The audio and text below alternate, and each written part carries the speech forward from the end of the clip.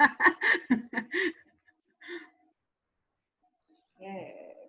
Hello, everyone.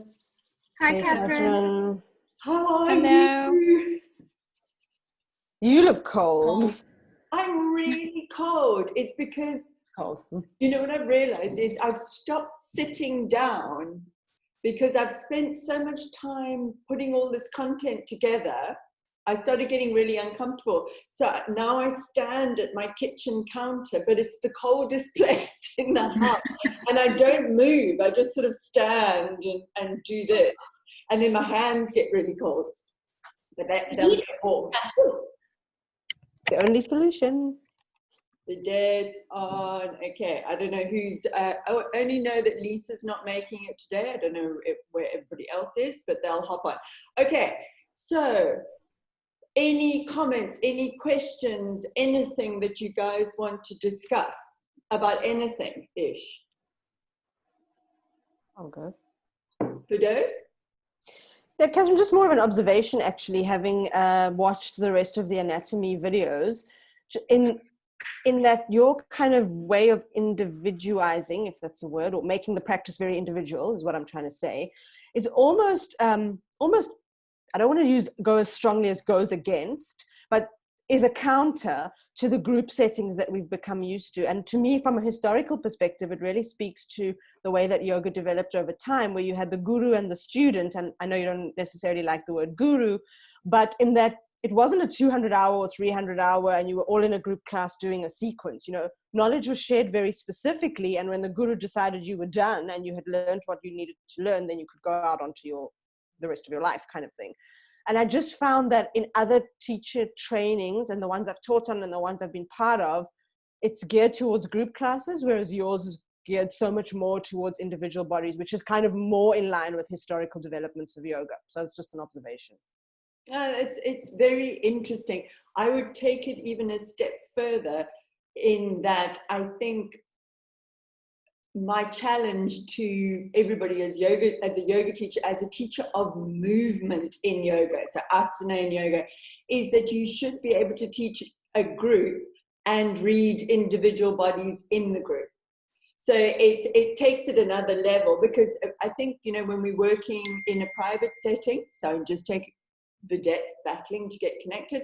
When we're working in private sessions, one-on-one and over a period of time, we've got so much more potential to investigate what's going on with the person. We can do research in the background, etc.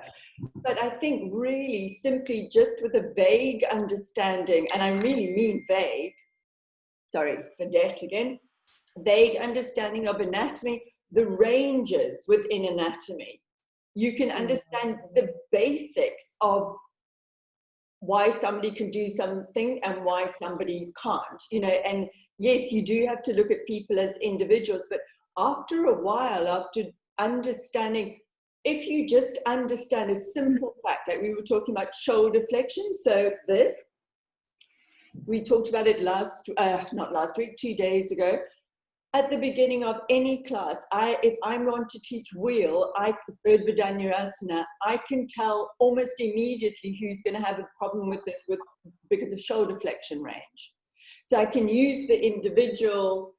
Of course, it lessens working with the individual in a way, but at least it gives me an overall guidance that I don't expect everybody to be the same. I don't expect everybody to fit into a pose. I also know that some people are going to be able to do Urdhva Dhanurasana with a lot more ease than other people, and you can kind of read quite quickly a room. Look, I think to read a room, if you're going to you know, the huge studios where you've got 40 odd people in front of you, like when people do teacher trainings with 40 odd people, I'm like, there is no way. You know, you might be able to read the first 5 people right at the front of your room and you may walk around. But if you've got a class 15, even 20, if you stand back and just look, you can see so quickly. And then I also think, you know, not to beat yourself up as yoga teachers in group settings, is that hopefully if you teach well, people come back to you. So you may be able to help them a little bit say, okay, they want to learn how to do a wheel, you're teaching a wheel sequence, you can see their shoulder flexion's not that great, is that they'll come back and then you may work on a little bit more shoulder flexion work and a little bit more and a little bit more. And so it's that wonderful concept of practice learning over time. You know, for me personally, and I'm sure you guys as well, it's a lifelong thing. You know, from the studying of it myself to the actual learning of it in my own body myself. It's like a lifelong thing. I mean, this is a big philosophical conversation. I get like, when you say the word guru. I think teacher, yes, and this is a fantastic thing. Maybe I can bring it up here. That on, I want to say it was actually on a 200 hour, maybe it was on a 300 hour. They were questioning why we call ourselves yoga teachers. If we are predominantly teachers of movement, why do we call ourselves yoga teachers and not yoga trainers? Which is a very interesting debate. Okay, so let me throw that out there to you guys now. Okay, do you see yourself as a teacher, and why? And do you see yourself as a trainer? Like if you go down, if you just take it into a movement-based thing, you know, if you go down and you do a Pilates class, or you do I don't know what people do at gyms, because I don't go to gyms, but you know, no one calls themselves a teacher as a rule. So why do we?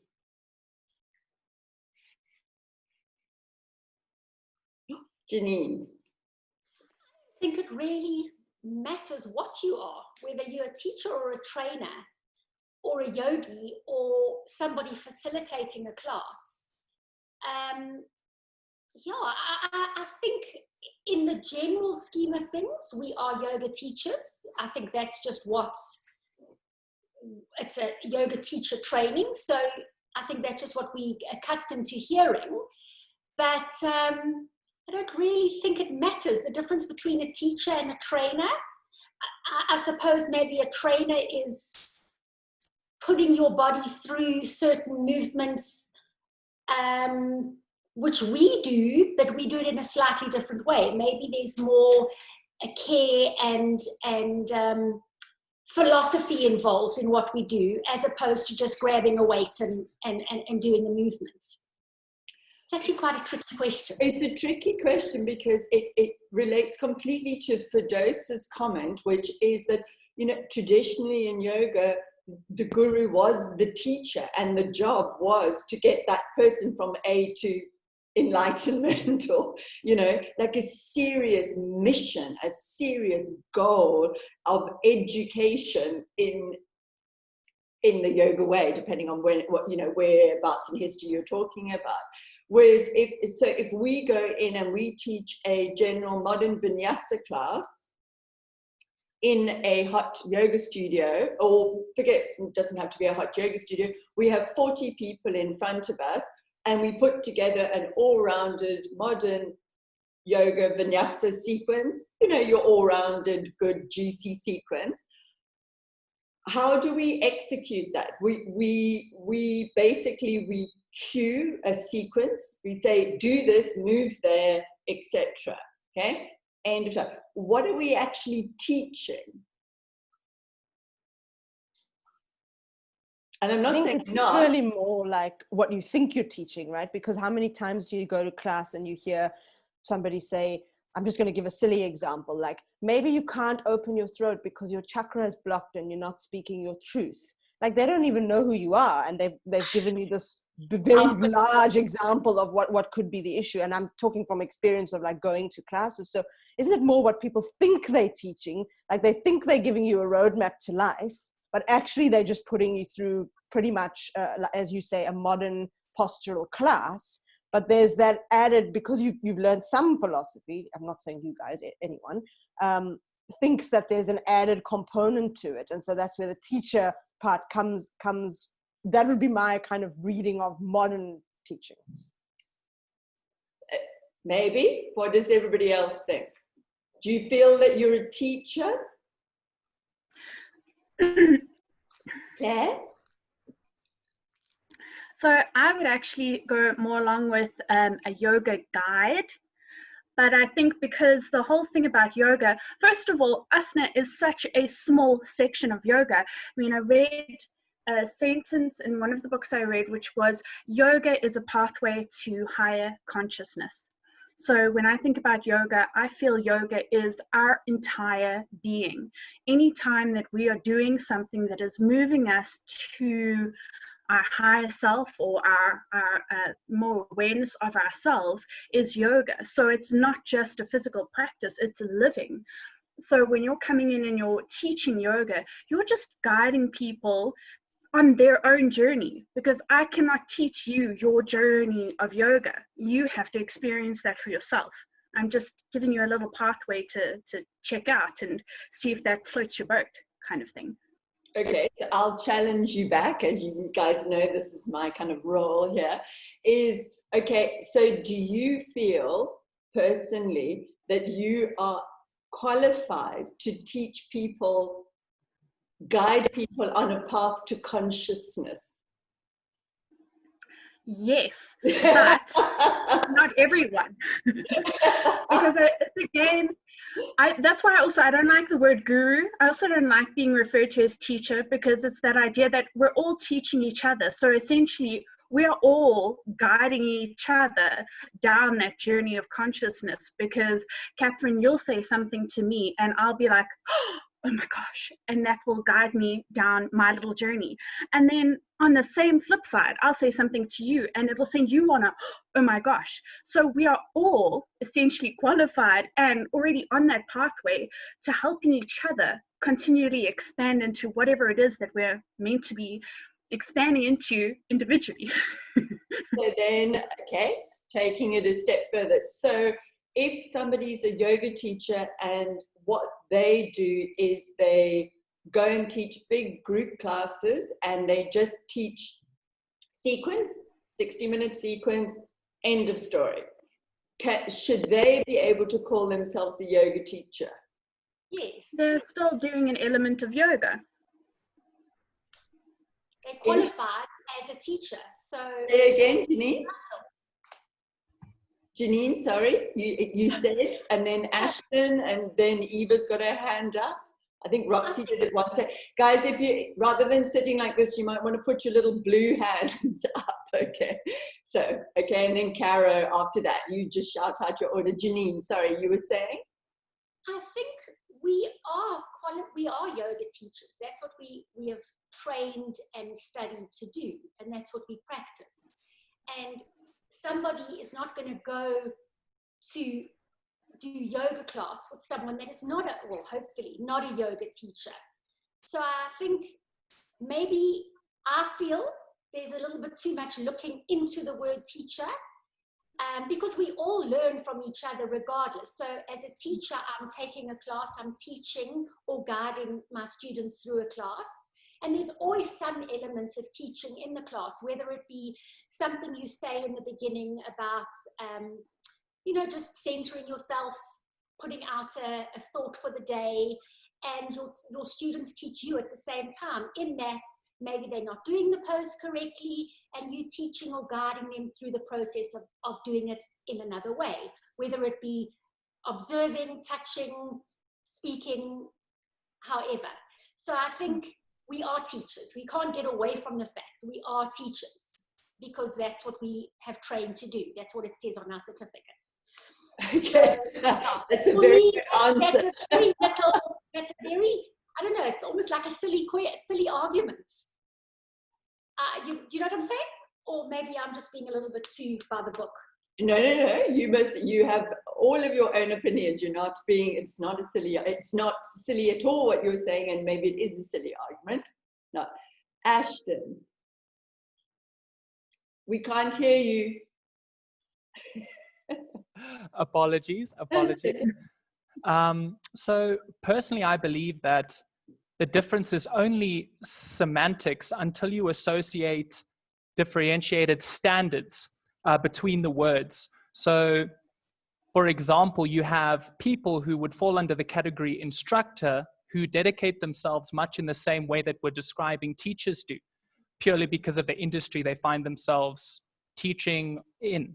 So I think for me, the difference between these terminologies comes down to pure semantics unless you as an individual assign a different standard to that word. For example, I see the difference being more to do with developing the individual holistically when we're talking about teaching versus instructing.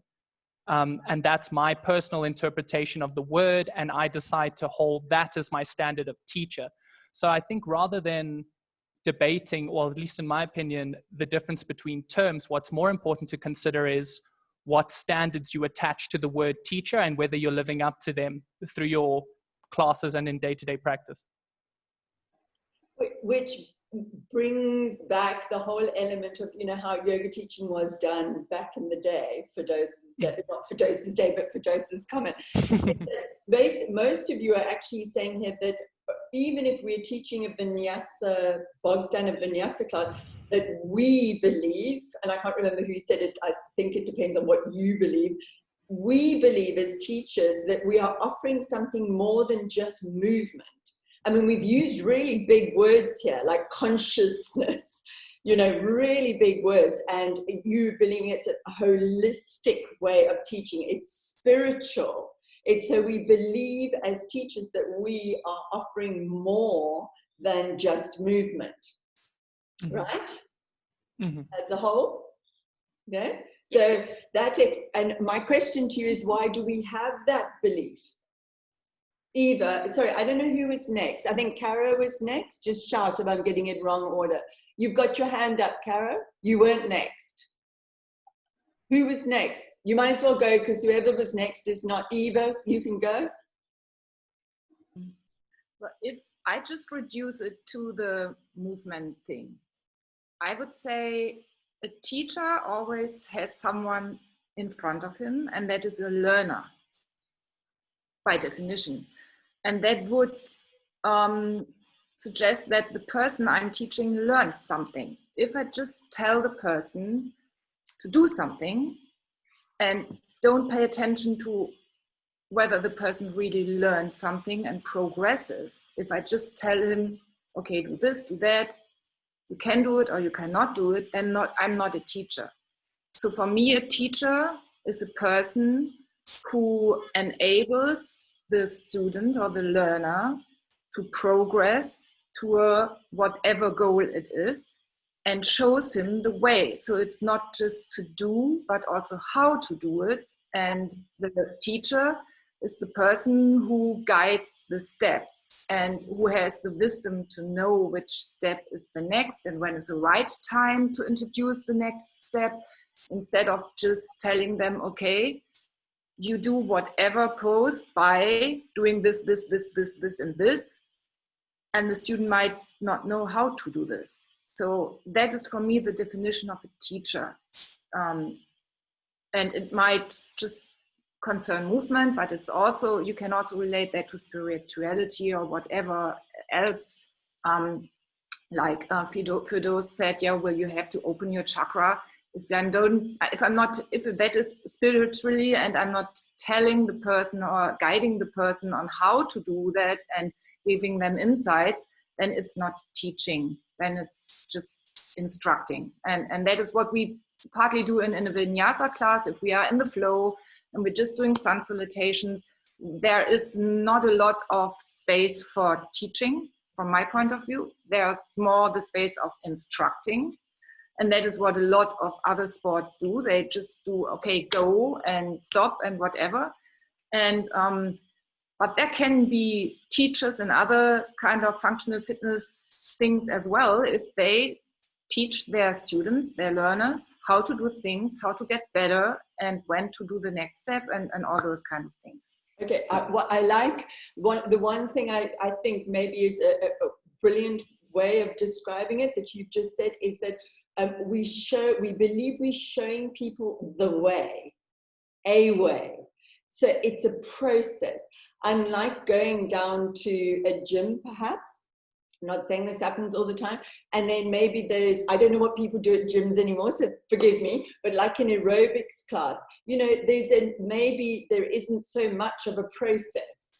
Maybe there's just instruction. Do this, jump up and down 5 times, do lunges back forward, so we're instructing in that case. But when I think I would agree with you that if you are a teacher or believe you're a teacher, there must be a process in it. You're enabling learning of some kind on an ongoing basis. It's got to be a way, a process. So I really like that. That's very good. They're all brilliant explanations. Caro. Yes, I very much liked what Eva said as well. I agree with that. I used to teach German to expats here in Berlin, and when I think of teaching, you know, it's not this like call and response. It's not like me saying like a sentence in German and have them repeat, but you're kind of teaching them a concept and encouraging also individual learning. And I think that's something that I would want to add on to what Eva said as well. Because with yoga, we work a lot with guiding awareness to certain body parts, and at least some yoga teachers do, definitely not all, you know, depends on your individual style. But many of us are guiding attention to certain body parts and really also giving responsibility to the student, saying like, kind of, you have to find your own alignment and your own practice in a way, which for me also promotes really this like learning curve, or really communicates with that teacher and student thought, instead of just, yeah, as you said, with the aerobics class going like arm here and arm there and whatever you do. Okay, so again, I'm going to challenge you, and I'm challenging myself as I say. So I'm saying, so in the aerobics class, when they're going, okay, we're going to do jumping squats. I'm just making stuff up as I go along. Okay, jumping squats upside down, and they're going, no, make sure your knees are out. Okay, make sure your feet are pointed up. Jump up, jump down, jump up, jump down. Aren't they also bringing awareness?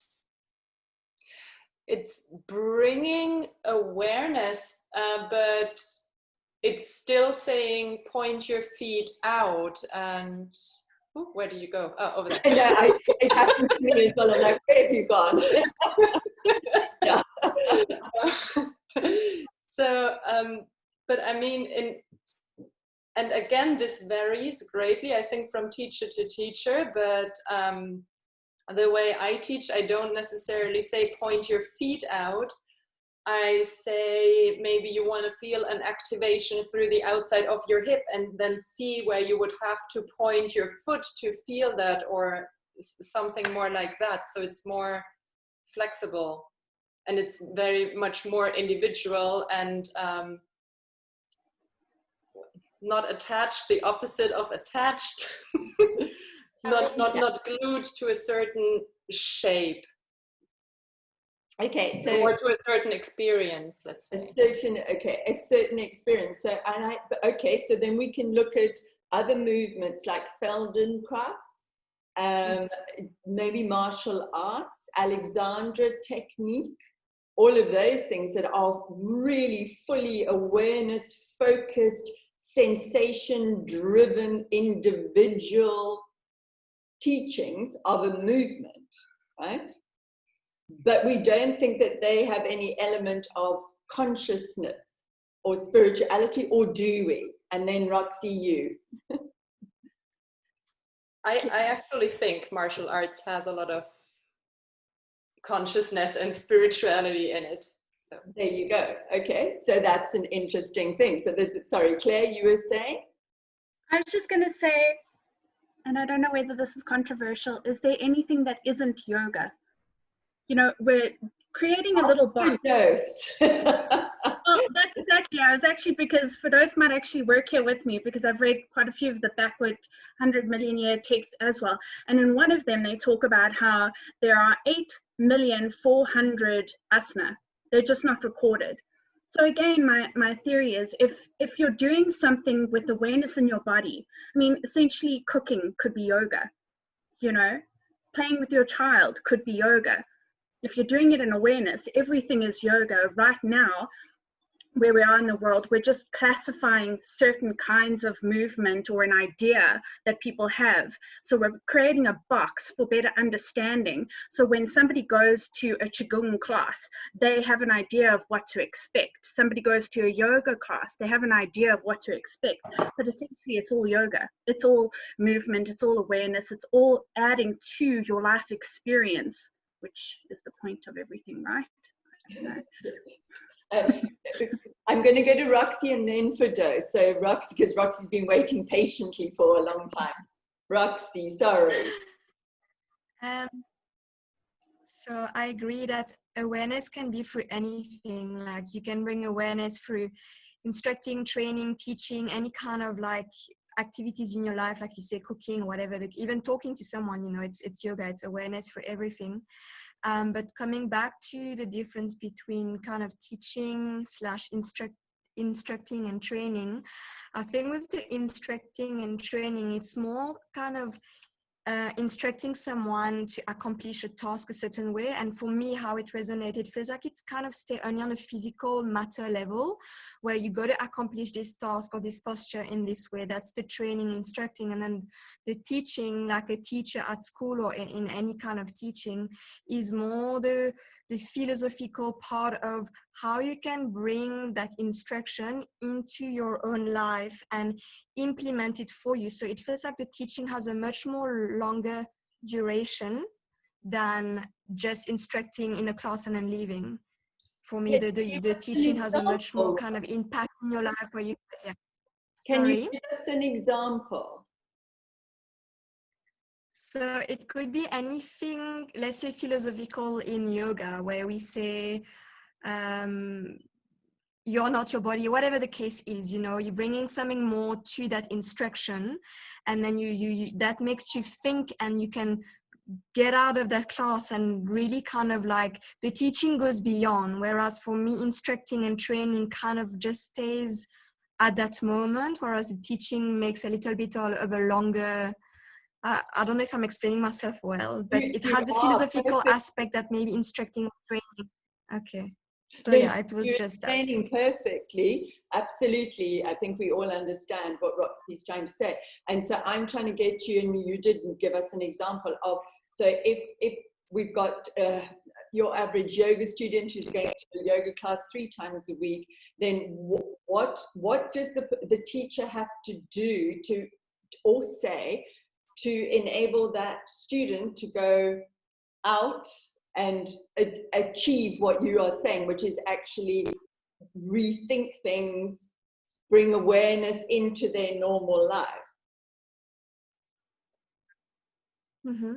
It could be anything, like any kind of philosophical aspect that we would add in the yoga. It's not only about the posture, but it's about the other part of what yoga is about. And if you have to bring that within the posture, then that could be the teaching behind it. I'm still, yeah.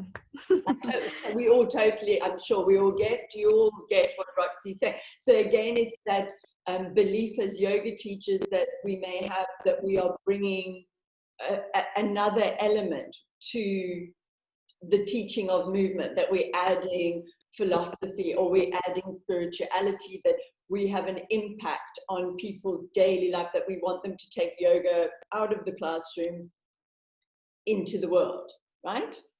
That belief. That's what makes us different from a Pilates teacher, maybe, or maybe not. Okay, Firdaus, you were going to say? No, just to respond to Claire on can anything be yoga, because that's actually one of the first things we discuss in the philosophy section, and looking at quite a modern scholar, David Gordon White, who says that the concept of yoga is so broad that pretty much anything can be yoga. But that's a modern understanding of it, and it also brings me back to what Caro said about, you know, where she said teaching is maybe not call and response.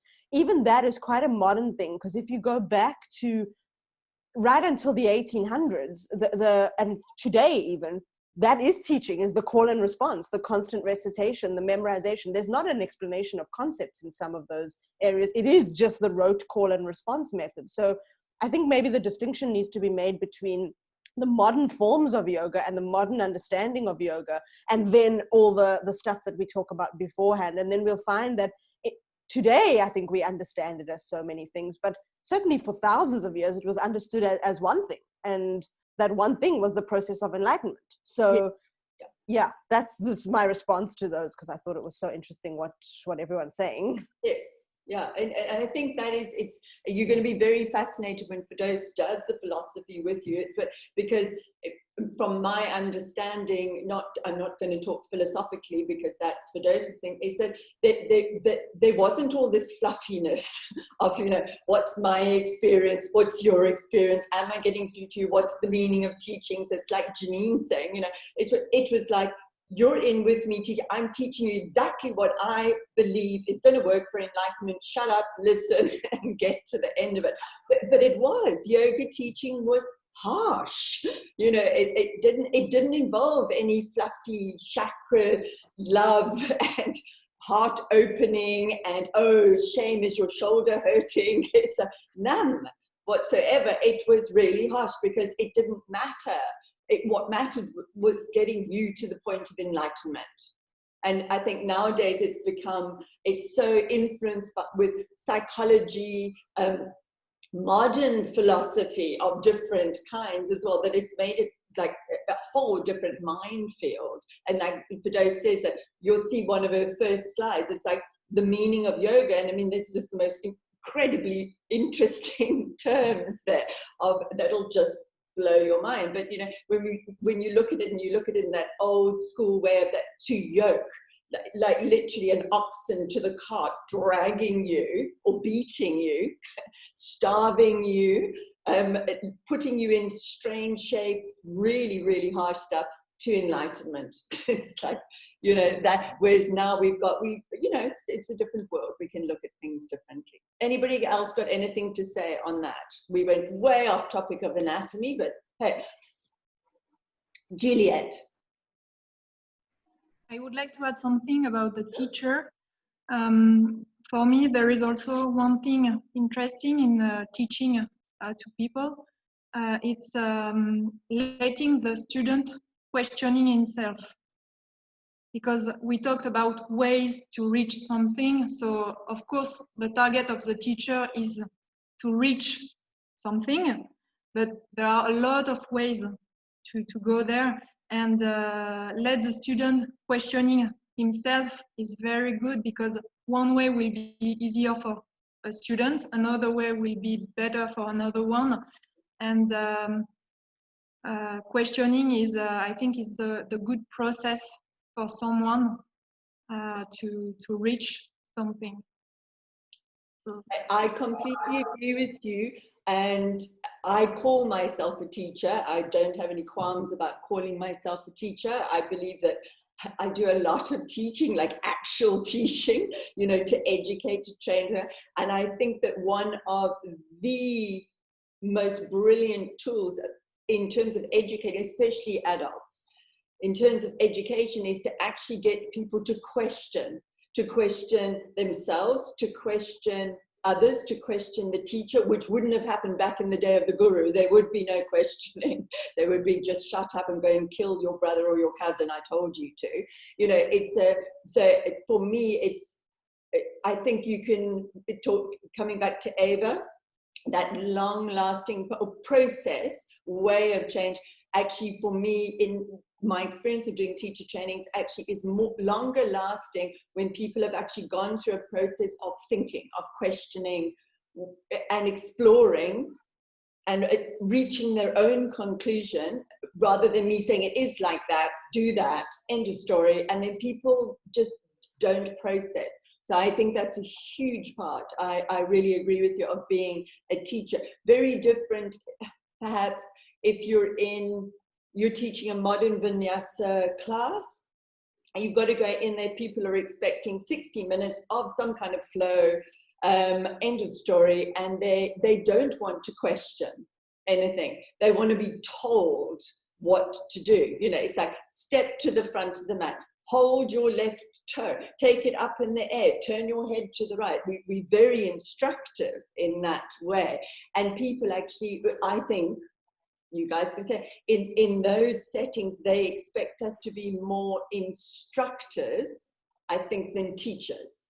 So, you know, I think they want to move, and they just want you to tell them. With the 200-hour teachers, when they first start teaching, I often notice that when they do their own sequences and then they start teaching, they will say things like this. They will go, lie down on your back, bend your knees, come into a little bridge. And if that feels good for you, then stay in the little bridge. But if you want to, then take your right leg up in the air. If that feels good for you, then maybe stay there, or you can come down. And I go, no one, what they want to know in a class is, and this takes away the questioning, is come into a bridge, interlace your arms behind your back. Great. For those who are feeling comfortable, go into Urdhva Dhanurasana wheel.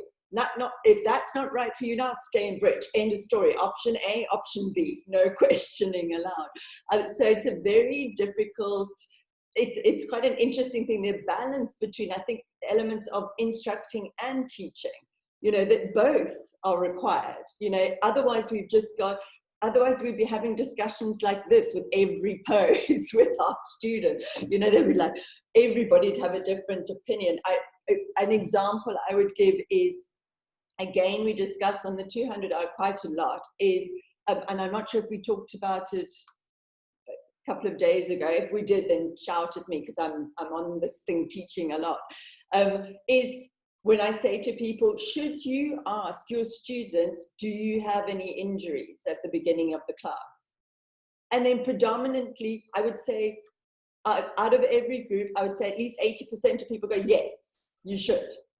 And then I go, okay, so person A is going to go, I've got pes anzarine bursitis. Person B is going to go, I've got porphyria. Person C is going to go, I've got a supraspinatus tendonitis. And what are you going to do about it? Okay? Because the minute you ask that question, I'm not saying, we can talk about that as we go along as well. The minute you ask that question, if you're asking a question of somebody, you're saying, answer me, which they all will. So it's like, so we also have to balance that. How much do we want to hear back in particular settings from our students? And at some points, we want to actually just instruct. There's your class. There's a couple of options, option A, option B. There's a Roxy's maybe filtering in of philosophical terms, perhaps, okay? But we really don't have a place to allow the student to question within that kind of framework. So it's a little bit tricky.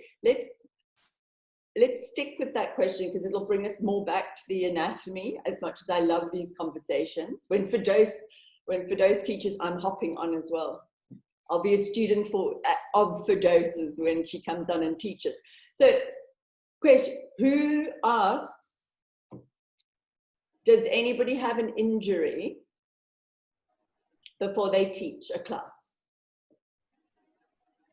I'm not saying you should or you shouldn't. It's one of those big, at the beginning of the course, we're doing these big explorations of big themes. I hope you're all sort of gathering that, and then we're going to go down into the sort of the micro. Does anybody ask, do you have injuries? Roxy.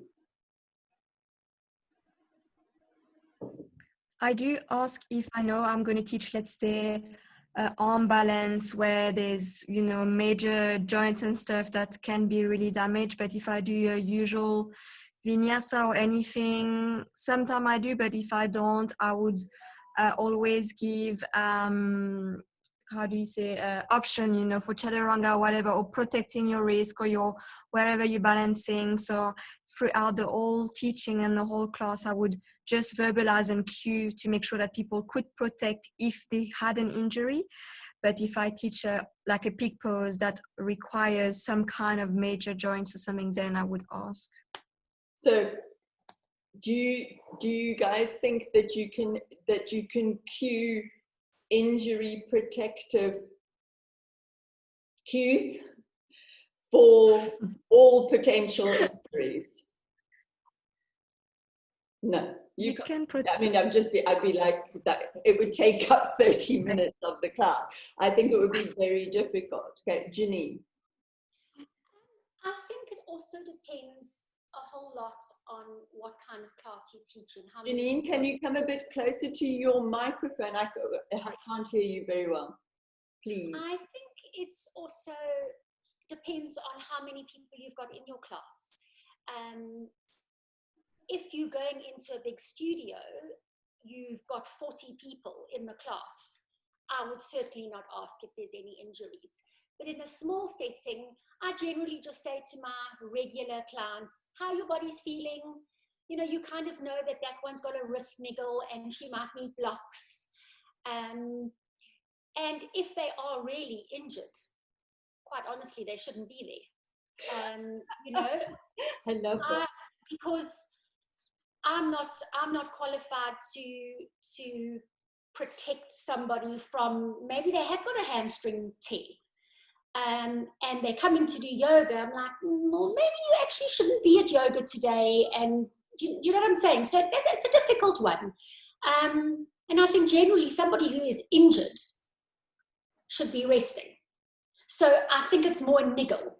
So you battle leaning on your knees, or your wrists get sore, or maybe you've got a tight neck and you're not able to lift the neck properly, or, you know, just smaller things. Yeah, that's my experience. I teach much smaller classes, so I think it's easier to communicate with your clients, and you get to know what their bodies are doing and how they're feeling. But yeah, I wouldn't be comfortable teaching somebody with a herniated disc in their neck. Probably sensibly so, I think. Yeah. Thank you. Claire, and then Eva, and then back to Roxy. So I want to respond to Janine, but I also want to just say that, so it again comes down to people need to be responsible for their own body. So in my classes, I usually am constantly reminding people that they shouldn't be in pain. If you're in pain, stop doing something and we'll figure it out, or just skip over that move. Because again, whether somebody is injured or just, you said it on Tuesday, everybody's bodies can move in a different way depending on their muscles, their bone structure, etc., etc. So me as the teacher, guide, I cannot suck out of my thumb who's going to struggle with what and what's going to hurt in which pose, etc. So people have to be responsible for themselves. If you're hurting in something, stop doing it or move around, see what feels right, but you have to be responsible for yourself. So let me answer that. Hang on a second. So do we think as yoga teachers that we have to constantly remind people not to go to pain? Yes. People are ego. But so silly. You contradicted yourself, because you've said that people must be responsible for themselves, and yet you're saying all the time. I know that from my own experience, from my own classes, people see that their buddy next door is hammering it and they're like in their splits and they're going to push themselves until they rip something because they want to be there with them. I'm constantly reminding our very beautiful, foolish students that they need to get out of their ego, because it's not about who can go so far. You've got to be baby, and you have to remind them that. And even then, bless their hearts. That's what I was going to say to you. So do you, the type of people that are going to, and I've been one of those in the past, it's something pushing things when I haven't been ready for it. The type of people that are going to do that, do you think if you remind them that it shouldn't hurt and that they're being egotistical, they're going to stop? Not always. Not so, maybe sometimes, right? You just don't know. But I know I used to. Claire will probably, Claire Wade, when she comes on and tells you, I used to literally say in my class, because I used to teach a lot of advanced classes, like a lot, with advanced practitioners, like crazy ego, in fact, lovely people, but you know, hardcore. And I used to say to them, choose wisely, like just choose wisely. And what I found was, if I said, don't go to pain, if I said you're in ego, what they would do very cleverly is they all had these kind of like ballet dancer faces, right? And I would make them purposefully hold horrible poses, and I knew all of their bodies really, really well, and I know that they were actually uncomfortable, and because I was making them hold for weight, like holding a suspended splits where you just stop the guy instead of quickly just doing it and then coming up. They literally would control their faces, no pain, and they would be in pain, but they would still do it. And then I would laugh at them, but it was almost impossible to get them not to do it. It was like, no matter what I said, they would do it. So, sorry, you had another point as well before we go to Ava. Oh, it was just a quickie on the point of injury. Sometimes yoga and gentle stretching actually aids injury. So don't always be dissing people in their injury and telling them to get on with it. Oh, you know what? Do me a favor and keep that you just said for the stretching session, because we're going to have a big argument about it, about that statement. So, and I'm going to, so you listen to the stretching thing, and then I'm going to say to you this, I'm warning you in advance. I'm going to say, Claire, prove that to me. Okay. I'm going to say, tell me how. All right, so you better go do your research before the next session. Okay. I was going to say, I've already done it. I've been reading David's book, and I was like, oh, that's fascinating, but we'll keep it. Whose book? David Kyle, Yoga and Excellent. Okay, so that's really good. We're going to have a big conversation about that one. That's lovely. Oh, wait. Okay, Ava. Yes, I partly forgot what I wanted to say because there are so many new things.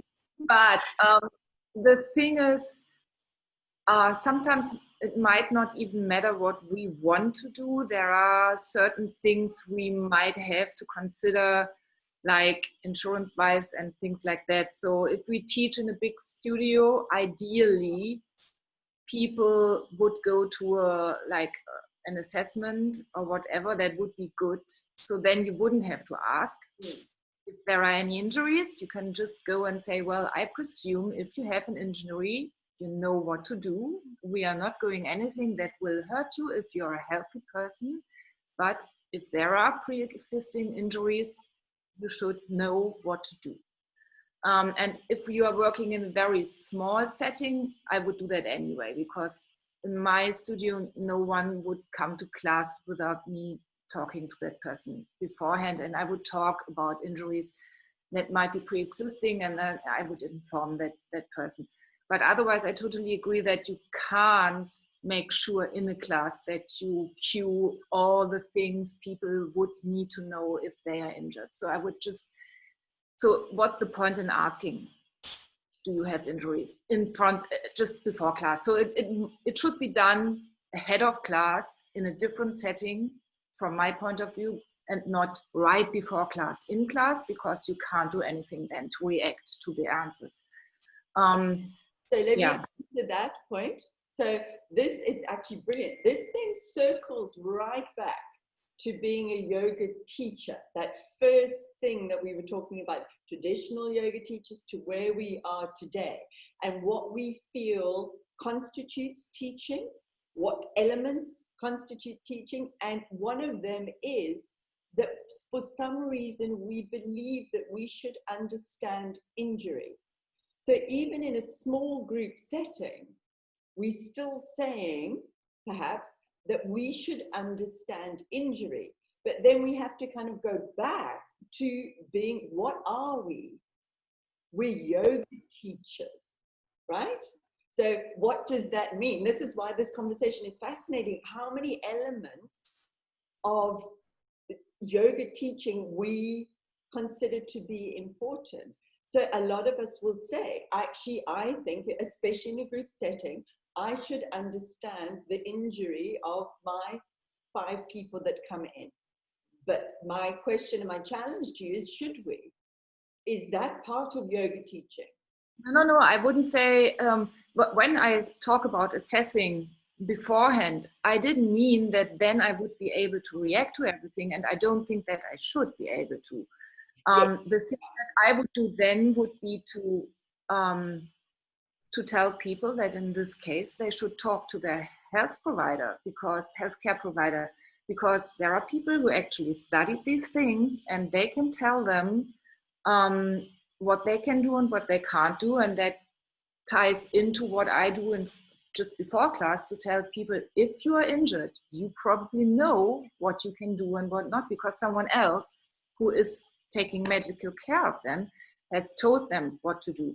And if I'm working with someone on a private base, there might be the reason with there might be the case where with the consent of my client, I am even maybe talking to the medical provider, and the doctor maybe has an understanding what I am doing in my yoga classes, or I tell him what I would like to do, and I can discuss with him rather than with a person, because he would know what in this specific case would be safe and not safe. Because I know that it's not unsafe to do yoga, but in specific medical conditions, there are contraindications.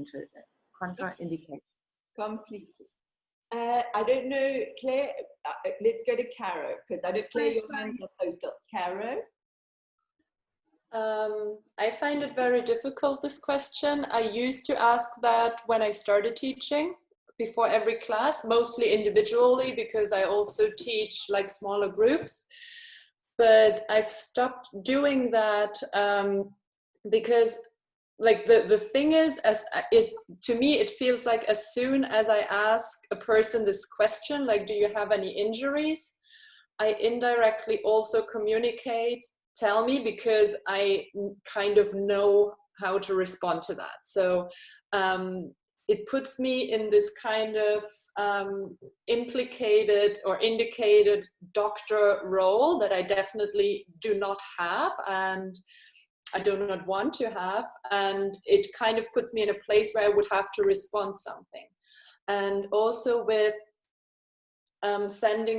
telling someone you should go to a doctor or not, I also don't feel really like I have the competence to decide where to draw the line. Like when do I decide, oh, this is just like a little sensitivity and this could be an injury, because I haven't been trained to see any kind of red flags, and something that might sound just like something unproblematic to me might actually be a problem. And then I've asked that person before and they told me about it, and I still told them, okay, no worries, participate in my class and just see how it goes. And then they've injured themselves, and it puts me even more in this kind of responsibility. So it's like a very difficult thing to decide. It's not easy, I feel, but at the moment I feel kind of like staying back from asking this and staying back from implicating that I would be able to answer with like medical information in any way. Completely, and it's that challenge that I give to the 200 hours, not only actually physically and injurious wise, but actually psychologically as well, is that we have to, in my opinion, again, we have to keep bringing ourselves back to what are we? We're yoga teachers. What does that mean? What are the properties that we think are, that Ashton said, you know, what do we think is important to communicate to people, and what can't we do?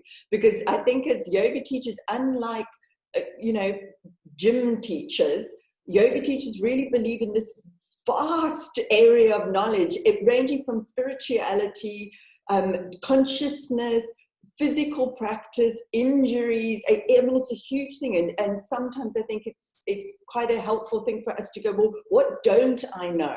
Like, what don't I know? What I don't know is I don't know how to deal with a lot of injuries. In fact, I don't actually know what a lot of injuries mean when people say, you know, I've got X, Y, Z. So then if I ask that question, exactly what you're saying, Cara. What is the implication if I'm saying, what are your injuries? Do you have any injuries? There's an implication that I can then do something about them. But really, my answer is going to be what? What is my general yoga teacher answer going to be if somebody tells me they've got an injury? Juliet. I think if you know that someone has an injury, this is a way for you to be challenged. For example, you have to find different options. For example, in my case, I've got someone with a wrist problem. So every time I have to find different options to help you to reach the final stage, but in different ways to avoid any issues on their wrist, for example. So you have to be constantly challenged to find ways. Create ways. Exactly. But what would be the general overriding thing that we would say for Firdaus?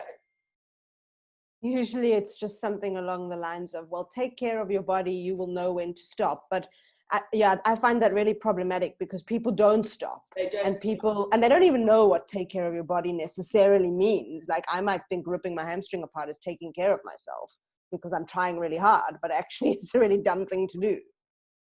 Exactly. It's almost not manageable other than us saying, you know, if it hurts, back off a bit. And then it goes down to Claire's comments about, you know, that you keep saying to people, don't go to pain, don't do this or whatever, and they may or may not listen to you at the end of the day. So it's this vast spectrum of, you know, we can't prevent people from injuring, getting hamstring tendinitis if they've gone running and then they immediately jump into a splits in your yoga class. It's like, you know, we've said, choose wisely, don't go to pain, listen to your body. We've asked them, do they have an injury? And they're still going to end up doing the same thing. It's that there's just, I'm not sure that there's any way of managing it without us becoming the most fearful teachers in the world. And I really honestly believe that this is where yoga has gone in the last, I would say 5-8 years, where everything is being cued in, don't do that, that's dangerous. Don't do that, that's dangerous. Don't put your foot on your knee and tree, that's dangerous. So I want to give an example. One of my teachers, 500-hour teacher, she teaches at a huge studio in Cape Town, teaching a big class. She taught, and again, I get my terms wrong with these things. She taught half moon, Ardha Chandrasana, into a Shiva squat, which is the squat with your hands on the ground, back into half moon. Does everybody know what I mean? So it's half moon, and then you cross your one leg behind that, and then you do a little kind of squat, and you come back into half moon, but your hands are on the ground, okay? So it's half moon, one hand on the ground, hands on the ground. She got threatened by the yoga studio owner that if she ever teaches that again, she will be fired because it's dangerous. And this is, I don't want to exaggerate, but maybe 2 months ago. Okay. And I think this is it. So we've got we want to help people, get them to choose wisely, not to have them in pain. We've got all these fabulous intentions, but maybe the only way to manage that, the only way we can go, okay, we're not going to hurt anybody ever, is by making yoga into the most basic movements, non-threatening movements ever, because that's all we can do. So, you know, that stops us getting sued, that stops yoga studio owners shouting at us, that stops somebody going to their physio afterwards and go, oh, you know, I went to a yoga class and maybe do half moon and a curtsy squat or Shiva squat, whatever it's called, and my hamstring feels slightly sore. It's that teacher's fault. The only way we can actually do it is by making yoga into, like, I'll give you an example. When you know, I've been doing yoga for a very long time, and I hadn't actually gone to any modern vinyasa classes for about 2 or 3 years because I do my own practice. And I thought, oh, I must. And I'd spent a month going around to loads and loads of different teachers in gyms, in yoga studios. And what was so surprising to me was how easy everything had become. Like even in modern vinyasa in Cape Town, and I'm not saying every studio, but a lot of it, they won't even teach you side plank anymore. It's side plank with your hip down, and then you can push up a little bit, and side plank with your hip down. And I was like, oh, wow, okay, that's a different move. It's all very interesting. But I think it's come about, this regression. Somebody used the word regression the other day, Cara maybe, this regression to stop the potential of anybody being injured. I'm not saying that that is the case, but I'm wondering if in fact that is the case, that this fear-mongering, queuing, because we feel that we ought to be able to manage the people that come in that either may have an injury or may get an injury because, like Claire says, they're throwing themselves into pose or whatever, and we feel somehow that we are responsible for controlling that, which I'm not sure from this discussion that we can. Ava, did you have something you wanted to say? I just wanted to add to that it's not only that we become fearful if we do it, like blow it up too much, it's also that students, if we tell them again and again to be careful to not hurt themselves, to stay out of pain, which all implies that they can hurt themselves, that they could be in pain, that a lot of students might actually, and that there's a lot of research on that, everything that contributes to being scared, or if you are more scared, you have more pain. So if you feel threatened, and it might threaten you if your teacher always tells you that you could injure yourself and you could feel not secure. And if you're not feeling secure, the likelihood that you are experiencing pain is higher, actually. That showed that. So that is not only us, but it's the students as well. More importantly, it's the students, I think, you know, absolutely. So I'm sure most of you know this. So it's the biopsychosocial model of pain, which has been showing recently that actually more than having actually tissue injury, that it's to do with catastrophizing pain, which means that it's people go, oh, my back hurts. You know, I went to a yoga class, my back hurts, and immediately going from my back hurts to, oh no, I've got a disc injury. And that teacher said, if I arch my spine a little bit in Utkatasana, I could injure my back. So leaping to that it might actually be damaging, rather than thinking, well, actually, I've gone to a yoga class.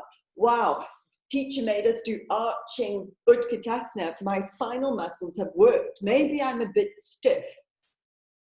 I'll see how I go the next couple of days, and normally the problem resolves. But when we're cueing, and it's exactly right, when we're cueing fear constantly, we create fear. I mean, why wouldn't we?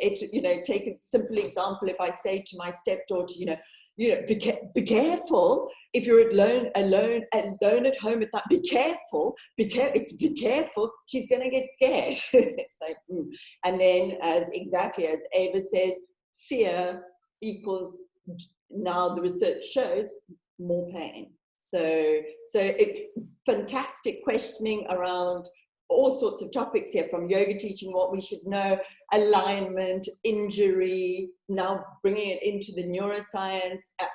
Brilliant. Does anybody have anything else to say? Because I've gone over time as per normal. Taryn, you haven't said hardly anything. Hello. Yeah, I just wanted to add something that's maybe like slightly a different take from what we've been saying, but I think it comes back to what kind of teacher you want to be. So like for myself specifically, like the reason I wanted to do this course and those types of things was so that I have more knowledge on anatomy, on injuries, and so that when people come to my class, I can have the confidence that they have in me to actually be able to know about injuries and to be able to have safe classes. So I agree with the fact that if the setting is a massive class, you can't really ask for injuries because you never know what could come up.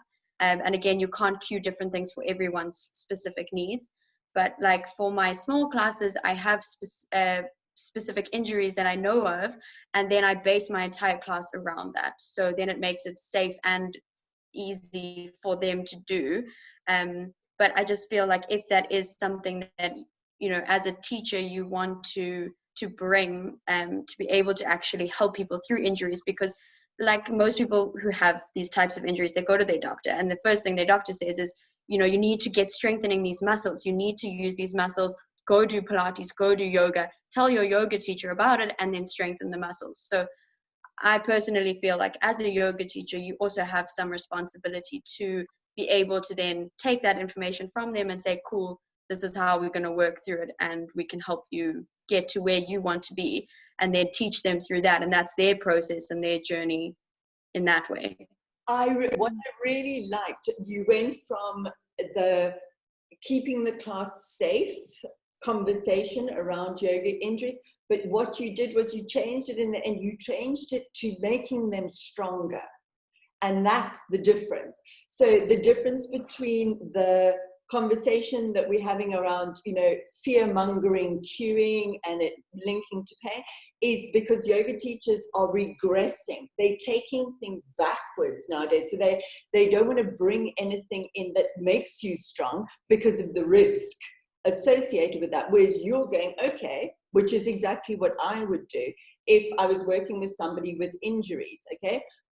Like Eva says, work with their health practitioner, etc., who may say, but I would work in making them stronger.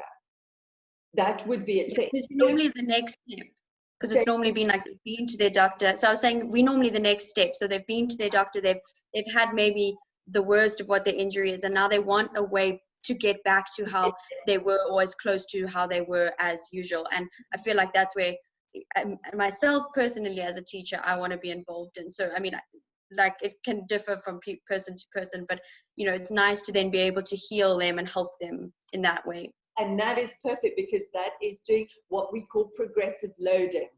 That is what you're doing. So instead of coming from the perspective of going, oh, maybe I'm going to hurt them, or maybe it's dangerous for them, you're going, whoa, hang on a sec, how can I learn?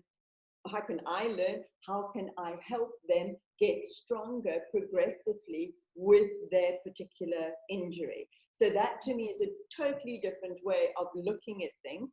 And then I would be doing exactly the same thing. I always say to people, you know, we talk about, you know, on that progressive loading scale, you can, if somebody hurts their tendon, or, you know, we never know what's going on, but say some kind of, say a hamstring tendonitis, because it's yoga and we always talk about that. If they go down to their physio, their biokineticist, or whatever different people in the world call physical therapists, the physical therapist's job is first of all, let the pain dampen down a bit, then start making it strong. That's what they do. From the stuff that's broken to advance. So there's this brilliant scale of, you know, it doesn't matter where you are on it, that we can actually, you know, exactly to your point, that if somebody has had a hamstring tear for whatever reason, normally from a fall, not from yoga, just to clarify, they will have gone down to their physical therapist, and their physical therapist will get them with, like, you know, first of all, they'll do it with their hands and help them into hamstring work. And then they'll get out a TheraBand, a really weak one, and they'll make them do exercise and get stronger and stronger. Then they'll say, hopefully, go away, go down to Taryn's yoga class. Taryn, hamstring tendonitis, needs to get strong again. And Taryn then goes, okay, fine, we're going to do X, Y, Z. So it's a very different perspective in terms of, you're not holding back, you're going forward. You're actually making them stronger with knowledge of their particular injury. So it's a totally different approach, and I really like it. It's an excellent approach. Anybody else, or do you want to all go and have tea? Yeah? Janine, did you say something, or are you fine? No, you're fine. No, okay, no. guys, so again, we didn't talk much about the general anatomy stuff, but we're sort of getting there, I think, slowly. And then if you've got any questions that you want to, or topics, shall we say, within the slides that you're watching that you actually want to talk about, then please send me a message, and then on the next little thing, we'll talk about that, because there may be some of you that are going, you know, this is very basic, this general anatomy stuff, I'm fine with it, and others that are going, I really don't understand or agree with what I'm saying out there. So then, you know, don't feel, because we end up on these big topics like what is a yoga teacher, that you can't go, well, hang on a sec, I really didn't understand what do you mean about shoulder flexion, you know, real bits. But we will be getting to all of those things like in detail. But just let me know, it's all cool, we're totally adaptable, and we can discuss lots of things. Roxy. Just a quick question regarding, what was my question? Oh yeah, giving you the videos for the handstand. Which kind of format is easier for you in a way? Because you're going to be receiving a lot of videos from everyone, just like email the little like drills, or whatever works. Transfer, not WhatsApp. No, WhatsApp is fine as well. So a couple of people have been sending me handstand exercises already. I'm trying to get back to you, and there's only a few people, but once it starts becoming 10 a day, it'll take me, I'll do it at once. So just understand that. So they're just sending me like one, like 60-second, not even 30-second clip of a particular exercise via WhatsApp. It's totally fine if that works for you. Or if you want to go and do all the exercises together, which will make you very, very, very tired. They're very strong, okay, the exercises. So maybe try not to do them one after the next, one video. I mean, you can go for it. I'll be very impressed. But it's like, so really, Roxy, whatever works for you is fine. It really And I have last question.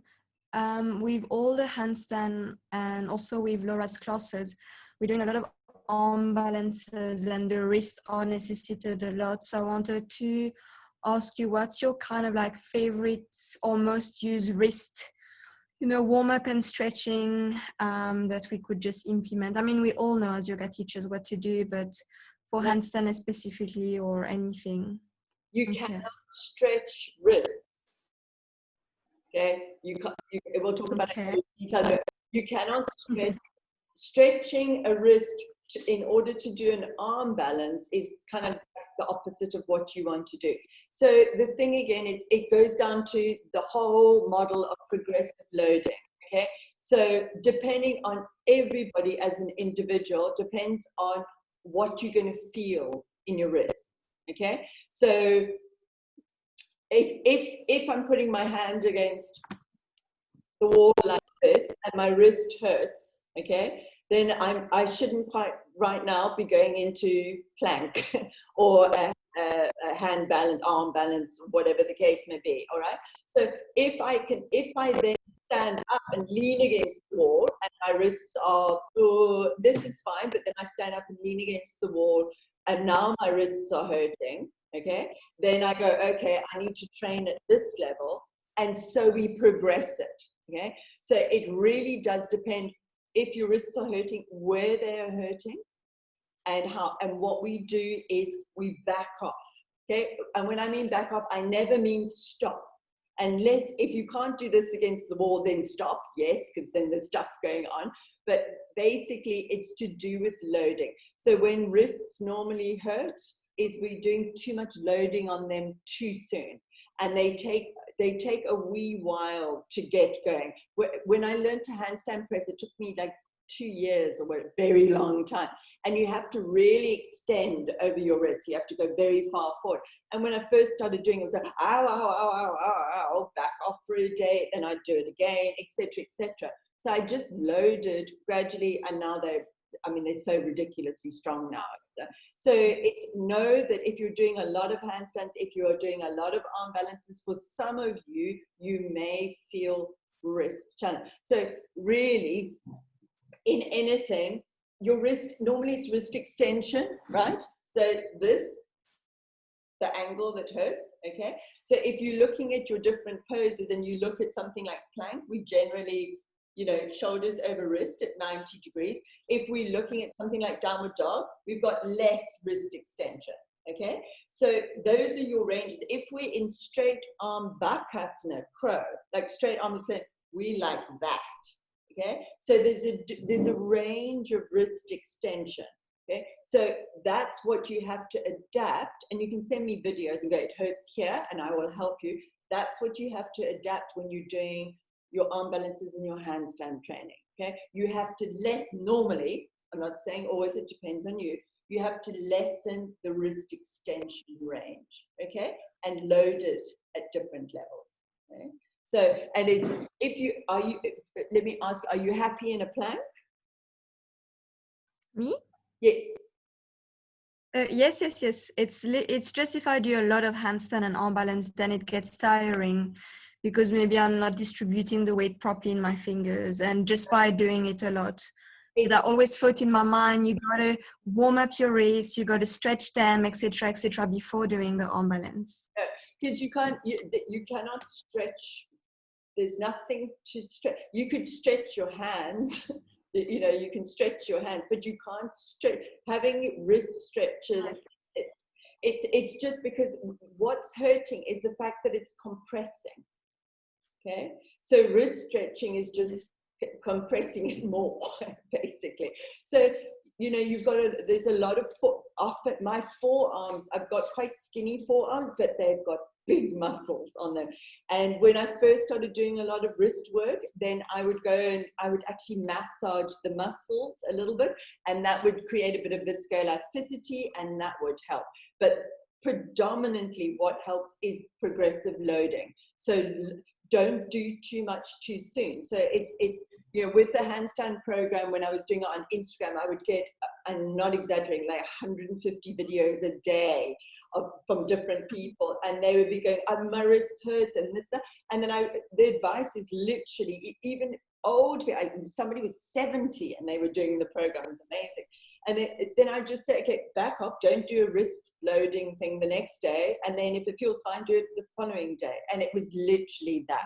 So it's just back off. But I mean, you can stop for a day and then get back on again and change the range. Okay, the wrist warming up, everybody does this. Look, there's nothing wrong with it. It just doesn't work. It's like you can do this and this, and you're still going to go and put your body weight on top of it. So this kind of doesn't really help. Do you know what I mean? But if it makes your wrists feel good, do it. Because that's it. For me, I had on the 200-hour course in December, I had a professional gymnast on the course. Just incredible. I was like, wow, tiny little thing, and she could just do powerful, strong thing. And she said that when she was trained, and in her own personal preferences, they never do wrist warm-ups, never. So, which was really interesting, because I concluded that from my own experience. I didn't really know what they were doing in any, because yoga, everybody does this, but in gymnastics, they stop doing the stretching. So she never, ever, ever stretches before she does all these crazy things. Personal preference, I think you see how you feel, but I would just go on that progressive loading, back off a little bit, and then continue to load until you get strong. And again, back to the injury thing, you know, if somebody's got carpal tunnel syndrome, the same thing can apply, but it might be, if you've got a entrapped nerve, you might not be able to load it at all. So again, you know, it's that big topic of injury. What's going on with you? If it's just tiring, back off a little bit, do it again. By the end of the handstand, this course, they should be way stronger, I hope. But yeah, that would be my advice. Anybody else, or you all want to go now? Bye guys, nice to chat. Send me messages if you need to talk any topics. Okay. Bye. Thanks so much, Catherine. Thank you, everyone. Bye. Nice to see you, Ashton. Bye. Thanks, everyone. Bye. Got on. And Martina, bye. Bye.